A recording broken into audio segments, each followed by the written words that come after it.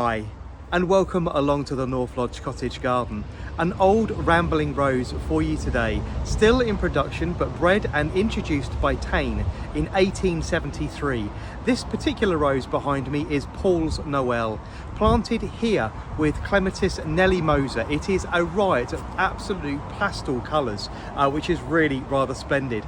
There's so much going on behind me that I've also cut some blooms for you as well. But before I show you them in detail, I'll give you a little bit more information about this particular rose. As I say, grown and introduced by Taine in 1873, still available commercially from David Austin Roses. This is a repeat flowering rambling rose, which is really useful in the garden, putting on one massive show in very beginning of June. This plant is going to go on flowering like this behind me for around 3 or 4 weeks, dripping in flowers all over it. Some flowers born individually, others in little sprays and clusters, making it really easy to deadhead. But this particular rose is going to reach around 20 feet wide and around 20 feet high, so you do need a little bit of space for this one. So if you're growing in a domestic situation, that's around 3 or 4 fence panels that you're going to need to give this particular rose. Very usefully, this one will grow in all manner of different situations. I have two, one planted behind me and one on the other side of the garden, which is in fairly decent shade, and both flower incredibly well. But this particular plant produces a lovely salmon pink bloom. It starts with a bud. Very tight salmon pink blooms or buds with a lovely yellow flick up the side. Say this one born in a cluster of 5 or 6. Slowly but surely they'll open out to an apricot salmon peach with again that lovely yellow striping down the sides of the flowers.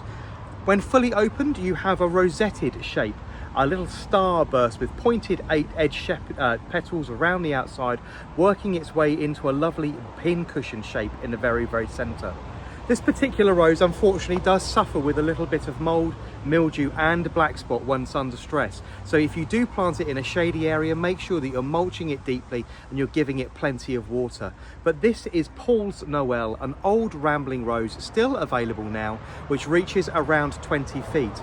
The fragrance is marketed as being strong, but I pick up on very little on this whatsoever. Now I know, and we have to be honest with this, everybody smells things very differently.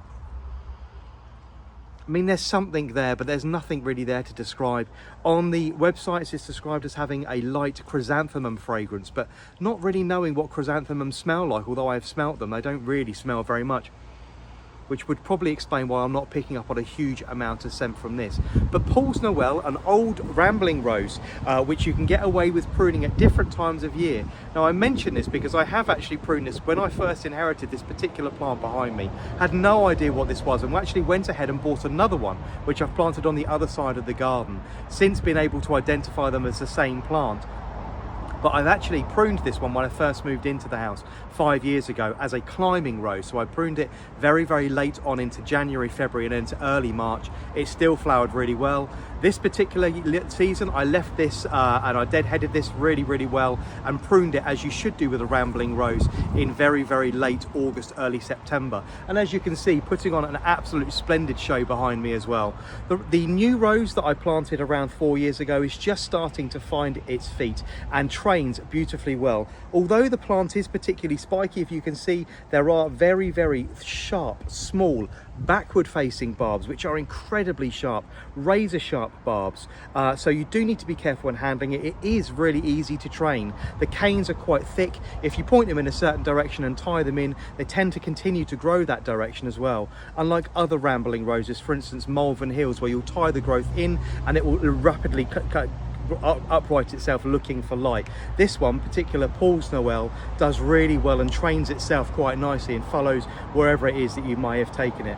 But Paul's Noel, an old rambling rose, producing these beautiful star-shaped blooms that are approximately 2 to 2.5 inches across, free flowering, huge show at the very beginning of June, going on for several weeks, 2 or 3 weeks at a time, and then a smattering of flowers all the way through to the very back end of the season, somewhere in late August. But this is Paul's Noel, and an old rose that you really shouldn't overlook in the modern garden.